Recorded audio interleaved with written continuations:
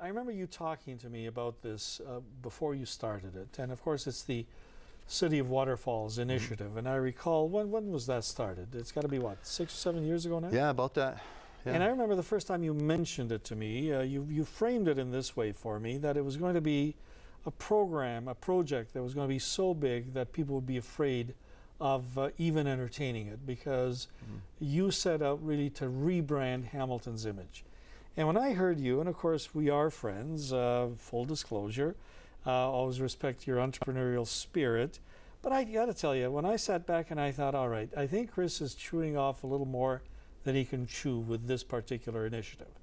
Rebranding Hamilton, a city with great history, a city with labor roots, steel roots, sports roots, and here comes this guy who wants to rebrand it into what?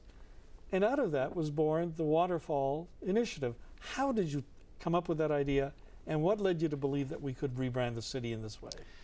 It all started at a political fundraiser, and sorry, not a liberal one, but a gentleman in Dundas, Joe Hollick, had this poster up called Waterfalls of Hamilton. Great poster. I remember having one in my office. Absolutely, and I'm there, and David Sweet bought one, and it was an auction thing. So I'm looking at this, and I'm going, where are all these waterfalls? And born and raised in Hamilton, I didn't know about this. So right there I said, why aren't we doing anything about this? And the more I looked into it, nobody was doing anything about it. And a couple little initiatives that were done failed. So it was one of those things right there, I go, wow. And I got on with Bill Kelly, and Bill, you know, we joke about this last week. He had me on for an hour. I heard you. Yeah, and Bill even, you know, he said, well, how can this fail? It can't. Who hates a waterfall? Nobody. And I mean, it's not that I'm a lover of waterfalls, it's I'm a lover of my city. I'm born and raised here.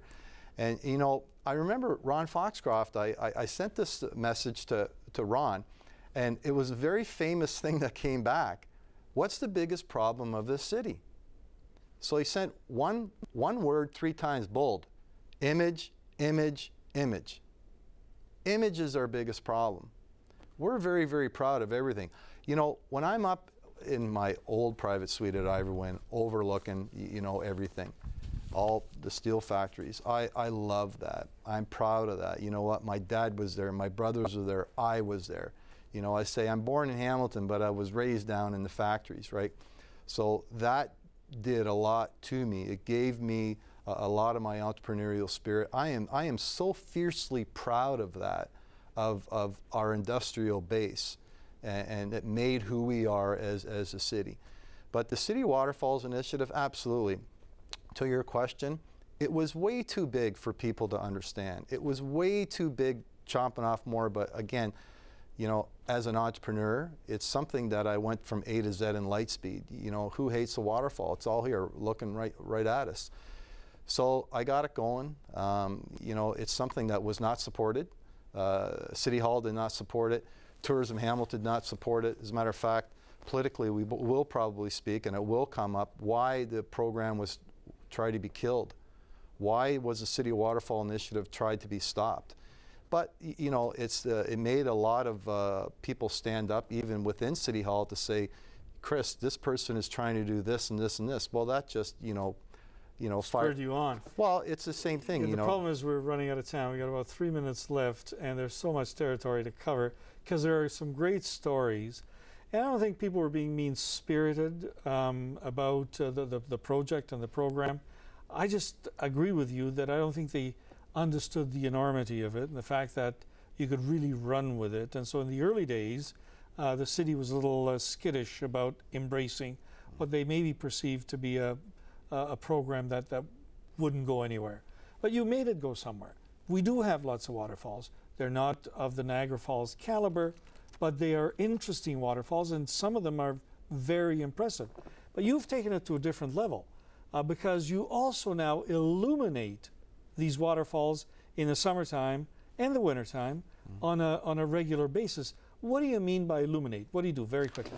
We have 2.6 billion canopy power of lights, over 70 lights. They're battery powered. We have volunteers that bring it in. But I do have to say this, though. This isn't me that's doing the City Waterfalls Initiative. All I did was simply push it. It's the 500,000 Hamiltonians that love our waterfalls and all the visitors that come in constantly. But to that point, though, is the one thing that we never did right in this city and continually don't do right is, and this has to change, Larry, is that when citizens step up and want to do something in the city, so all the political leaders that are watching this right now, take these people and embrace them and say, you know what, I don't care how small of an idea this is. If this is going to benefit our city, let's do it.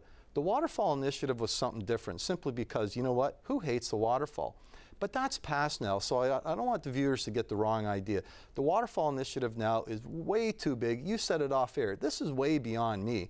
I have no control of this anymore. Yes. Everybody's talking about it constantly. Right. And I constantly say to everybody, I go, you know what, we're over 2 million page views on our website. People are coming constantly to love our waterfalls. We just have to say, what are we going to do with the projects next? We need viewing platforms. We need paths. The illuminations, people love these illuminations. You know what? We'll constantly keep doing them, so the thing gets bigger and bigger every day. And, you know, the amazing thing is that yes, there's lots of candle power, but it takes money to make that happen. And do you do some fundraising, or do you just write a check?